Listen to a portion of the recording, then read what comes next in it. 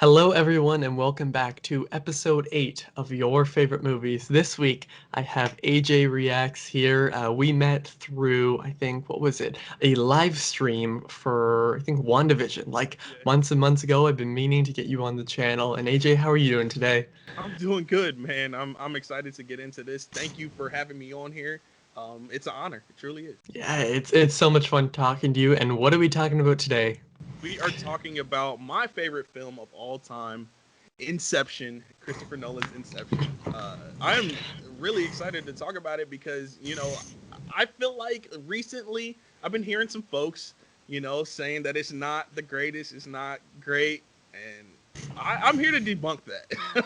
Yeah, I love this movie. 100%. I totally agree. Like, it's such an amazing movie, and I always see, you always see Nolan slander on Twitter and stuff all the time. And like amongst the Nolan movies, I typically see this one as like the highest regarded besides The Dark Knight, but a lot of people like to give The Dark Knight shit, which I don't really get. This is my second favorite Nolan movie, but do you remember the first time you saw it? I do, and I was so confused. I'm gonna be honest with you. I was confused, and I was like, "This is a great film, but it is confusing." So I think it was like the first time I ever like really experienced that. Yeah, Yeah, there's some films out there that are kind of confusing, and but they're still good films. You know what I'm saying? yeah, Tenet. I don't know. I don't exactly. know if Yeah, a lot of people are saying that Tenet is okay, but anyway, I love it. yeah, yeah. I really enjoyed Inception. I was just kind of confused. I had to go back 2 times in the theaters to see it because I was just Really. like, I gotta get this whole concept. I love this film. I have to understand it. And by the second time, I understood it completely.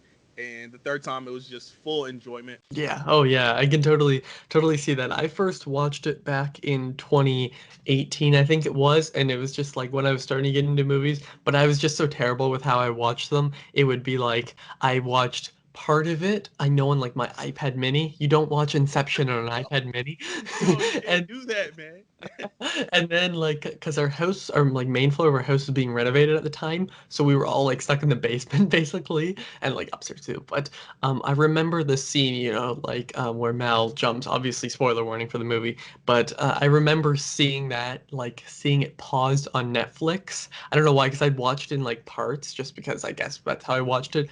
And then I saw it back, or like I rewatched it back at the start of 2020 within the first few months, and then I rewatched it again in August, like 2 weeks before Tenet, and it's the only movie I've seen in IMAX, and I've always loved it. It's always been one of my favorite movies, but when I saw it in IMAX, again, it's still the only movie I've seen. It just blew my mind, and that Excellent. watch, yeah, like yeah, oh yeah, and that watch, I like obviously perfectly, paid attention to everything, and I totally understood it. My mom didn't understand a thing that was going on, and I find that the movie isn't confusing when you watch it or like comprehend after a few viewing, sure, but explaining it is so confusing in that theater experience. Actually, I have a video, I'll link it up here. It's just one of the best I've had. This movie is perfect in my opinion. Yeah, I would agree. It is perfect, and it is my number one Nolan. You said it's your second Yep. Nolan. What's your number one? Dark Knight. Dark Knight, yeah. Okay, This- okay. That's yeah. fair because Dark Knight is amazing as well. Yeah, oh yeah. Like I love Nolan. He's been one of my favorite directors forever. Like the Dark Knight movies are some of the ones that I watched even before I started loving movies. But Inception, I feel like it's a lot of people's kind of branch, like it's like their stepping stone to getting into movies, because it's one that appeals to not only like the film buffs, you could say, but like general audiences can be like, hell yeah, like the action is so sick here. And Exactly. obviously, we have Leonardo DiCaprio, we have Tom Hardy, we have Elliot Page, we have what the hell is his name, Killian Murphy, and like just all these people. There's even more I can name. Michael Caine. You have just this incredible cast. Joseph Gordon-Levitt is one of my personal favorites as well. It's this fantastic cast and just such an interesting story with obviously literally so many layers, Yeah, and I think that's what literally. makes it special. Yeah, yeah, for sure, for sure. Yeah. Do you own a copy of the film at all? I sadly don't. I don't know how I don't. Normally I would hold it up at the start, but for some Yeah. reason it's like I feel like because I've seen it on like and then Netflix again and then in theaters, I've been looking for the 4K for like a while, but I just can never find it. There's something about it that I just can never find, or if I find it, it's for like $35, and I'm like, okay, Oh yes. I'll wait.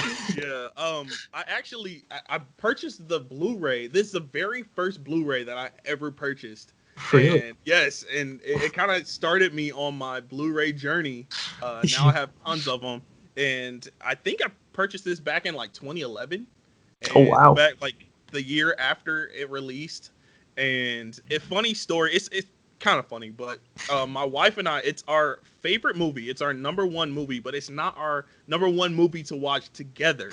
We seen it separately, like in the theater. She watched it twice in theaters. I saw it 3 times in theaters.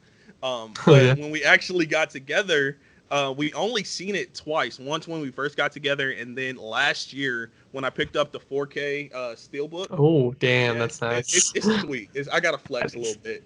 Yeah, you It's should. it's so nice. Oh, that's so I really, amazing. it's nice. But yeah, we watched it again last November, and it still holds up.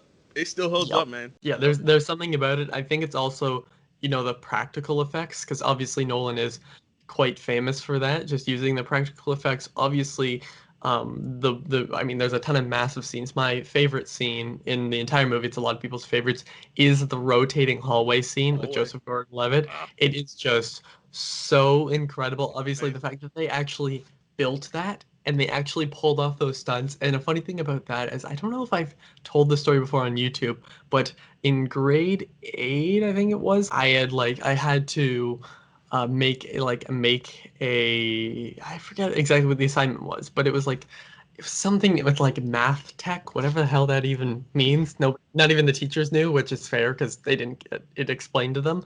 But I basically had to draw, like, how do I explain this? Like pixelated, like almost stop motion in a way, but it's kind of weird. Like you draw out, it's like storyboarding basically. Okay. That's what I'm trying to say. Like this, and it was like page long. So I just literally took this scene and just drew it out, and I can't draw it all. So thank God it was pixelated, and I don't have it anymore, sadly. But I'll Oh, look for it in my drive and see if I can put a picture up.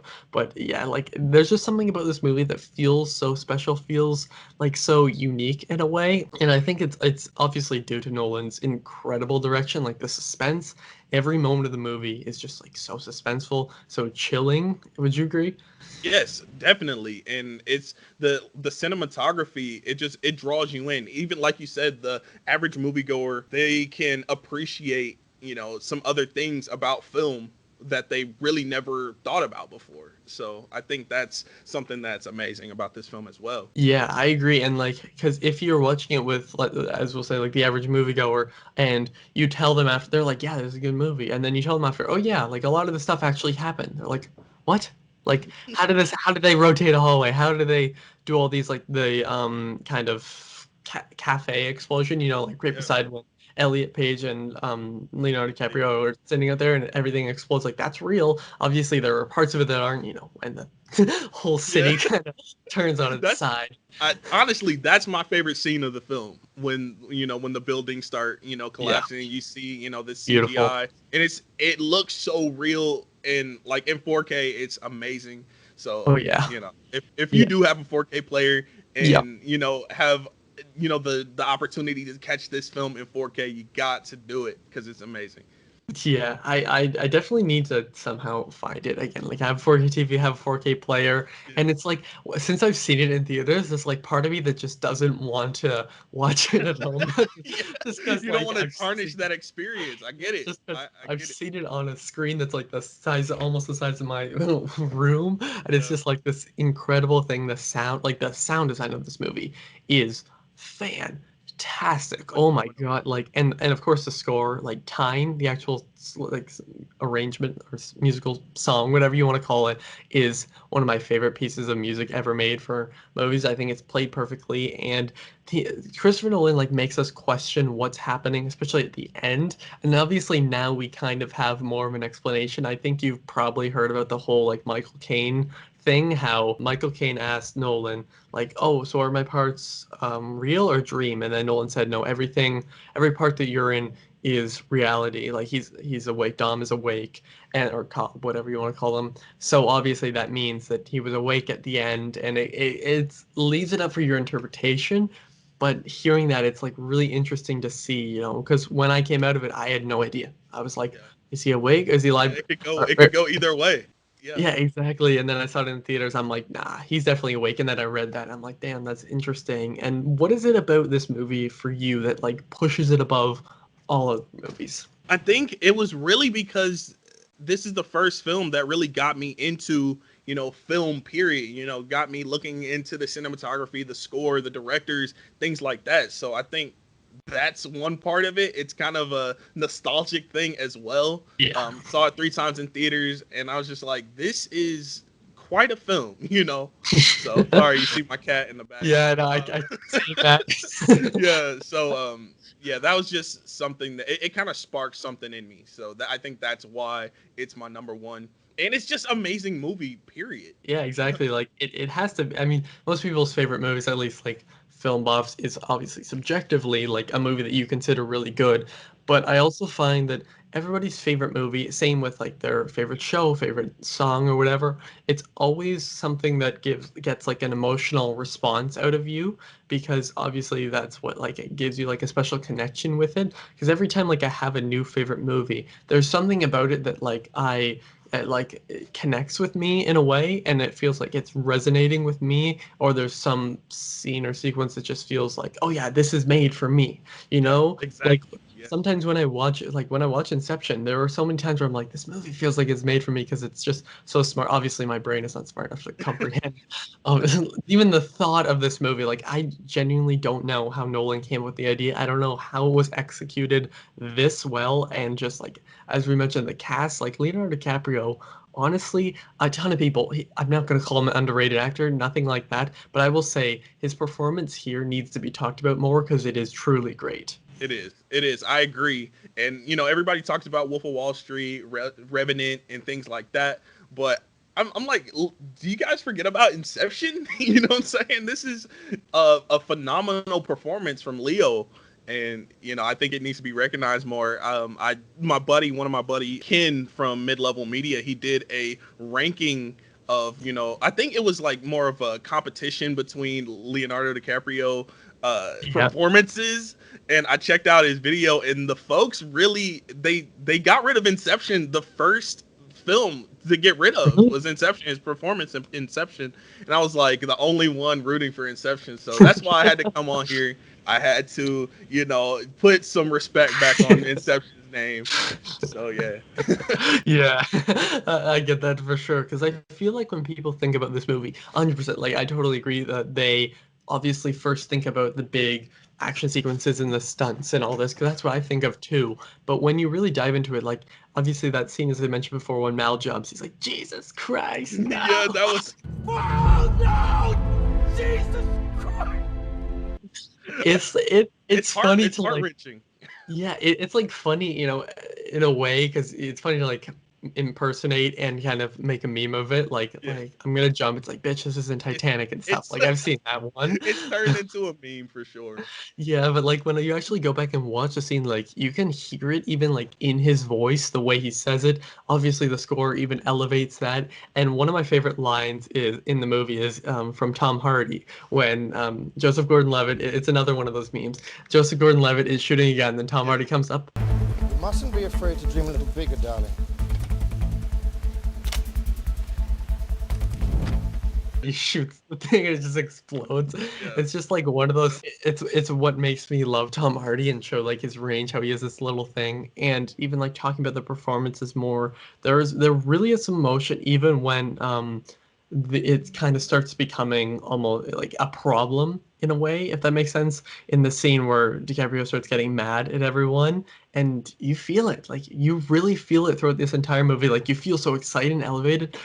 But there's also those scenes where you kind of take a step back and like step away from almost the spectacle of it, and then you're like, damn, like the acting, it's really great. It's amazing. Yeah, for sure. And Keep seeing my cat back there. I'm sorry. It's okay. Yeah. I don't think it'll be in frame even Oh, okay, because good. it like cuts off like this. Yeah, good. So something else I wanted to talk about. I still feel like this film is a 10 out of 10, but I do have to say something that I kind of have a little bit of an issue with this film. The last watch back in November of 2020, I watched it, and it it has something about it where it'll explain, the sequences of events that are happening throughout the entire film, like trying to explain to the audience where Cobb is kind of trying to explain to Elliot Page's character, I forget her name right now, but trying to explain to her about, the dream sequences, but it's really him telling the audience what's going on and like trying to get us to understand what's happening. And it happens throughout the whole film. And I didn't recognize it. I didn't realize it until this last rewatch. And it would bother me a little bit, but it didn't change my score at all. Yeah. But it's just something that I kind of picked up on. I was just like, okay, this is interesting. And they did the same thing with Tenet. Where they kind of explained it. I think it was a lot more subtle in Tenet, but they kind of like held your hand throughout the whole film, which I don't know is completely necessary. But it was a confusing film, so I don't know. Like I don't know how his vision would have been without, kind of holding our hand throughout the whole film. But that's all I had to say about that. I had to point that out, but it's still an amazing film. Don't get me wrong. Yeah, I totally get. Obviously, it's your favorite movie, and that reminded me of the Forrest Gump quote. That's all I have to say about that. That's all I have to say about it. But yeah, like I get that criticism in a way, but for me, I feel like the film wouldn't. I think my dog just started going crazy. Wouldn't have worked without it because it would have been too confusing, and people already call it too confusing. And I can. I don't know if you can hear that. Very, very faint. Okay, good. Like it is confusing for like on your first watch or something, and I feel like if it wasn't explained to you, the movie just would not make sense. You just be like, okay, well, what is happening? So that's kind of my defense. But I also really like, the way it's delivered and the way it's told and how it's shown with them walking around. And obviously, like that mirror shot is still like with DiCaprio and Elliot Page is just like it's one of my favorite shots in the film, and it still blows my mind today, and which is so crazy. The thing about this movie came out like 11 years ago, and that doesn't seem too long ago. But when you look at this, like this movie's held up better than almost any movie, probably even more than any movie that's come out in the last decade, or at least around the time of this one. Like every single thing about it for me holds up. And I mean, the exposition scenes, as you were talking about, sometimes sure someone could say it feels forced, but I really like the way that they're told. And for me, that's what doesn't make them get in the way. Does that make sense? Mm-hmm. It does. Yeah, I get you. I completely get that. Yeah, and I like how there's this whole kind of like underlying kind of, it's not message, but like kind of story in a way with Cillian Murphy too. Like this guy, he has some issue, he has some daddy issues. Yeah. Just a little bit. we could say, and there's plenty of scenes with him that really get emotional. Obviously, Cillian Murphy and Nolan are like they collaborate a lot. It sounds like the YouTube way of explaining it, but They collaborate. do. They work together a lot. They're friends. Yeah, they do it, and it never feels. Yes, yes. But for me, it never feels like out of place to have these actors return because they always feel perfectly cast. And that's something I really love about the movie when talking about the cast is that every character, every actor feels like they are playing their character to perfection. And when you think of this character, when they're explained, I can perfectly picture every single one of them. And obviously, with Mal, I forget the actor's name or the actress's name exactly. I think it's some French name or something, but she's so fantastic here. Like it is crazy. And I love how like the main character's names all spell out dreams. Like that's just one of those things that's just like it's a tiny detail. It doesn't really matter. No, but is it still cool as hell? Yes. Cool. It's cool. Yeah, it matters to me. Yeah. That's the kind of stuff that it's just like when you hear about that or somebody dissects that and you hear about it, you're just like it just adds another layer of awesomeness Yes, that's the best way to describe it. It's just like this movie is so awesome, Yeah. and like it's just so badass too. And just straight from the opening, like the opening is so intense, and you get what's happening. And another one, probably one of my favorite shots of all time, probably my favorite shot in the movie is DiCaprio, and it's like Nolan's like famous kind of behind the actor shot in a way, and then all the water starts going off, and you see kind of almost like the silhouette of him, not fully, but kind of, and it's just like this incredible shot. And then you get thrown straight into the action, and when he's tipping back into the bathtub and he's like, it slows down. It's, oh god, like this movie is just unbelievable. When talking about it, there's no way that we could really talk about how great this movie is just like us. You just really have to watch the movie, and if you haven't watched it, you need to. Like, what are you doing? Yes. This video, go watch What are it. you doing with your life? If you haven't seen Inception, you got to get on that. Got to get on that. Yeah, exactly. And like, is there like, I know that you kind of said your favorite scene, but like, is there a certain character that really stands out to you or something? Definitely Cobb. I would say Cobb is my favorite character because of the performance there. Yeah. I just think a lot of the line deliveries, or just like chilling. Like I Yes. feel like a chill down my spine, when Mal jumps and he's like, "Oh, Jesus Christ," like it's Yeah. funny now because we've seen the memes and stuff, but like when you're watching the film in its context and you're Yes. really immersed in the film, like it's just kind of like it does something to you.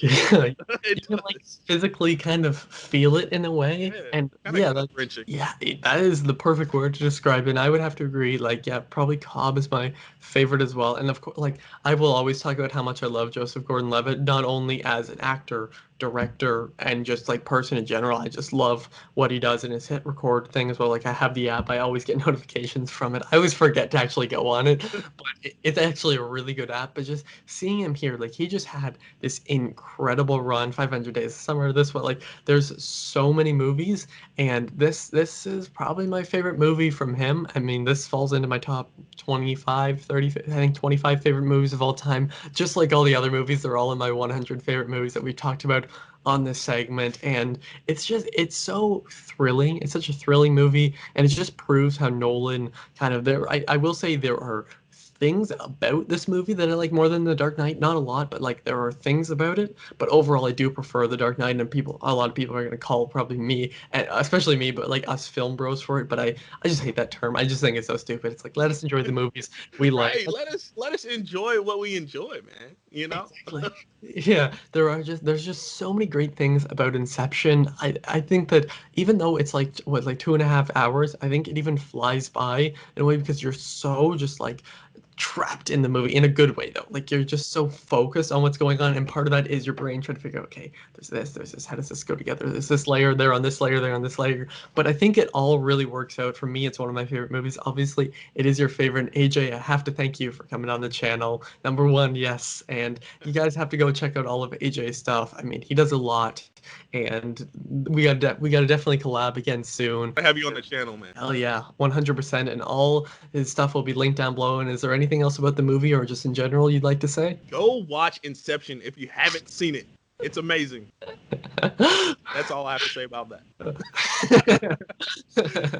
Part two for that. But yes, thank you, man, for coming on. And tell us what you think of Inception down below. Is it your favorite Nolan film? What are your top ones? And thank you all for watching. See you guys next time. Over and out.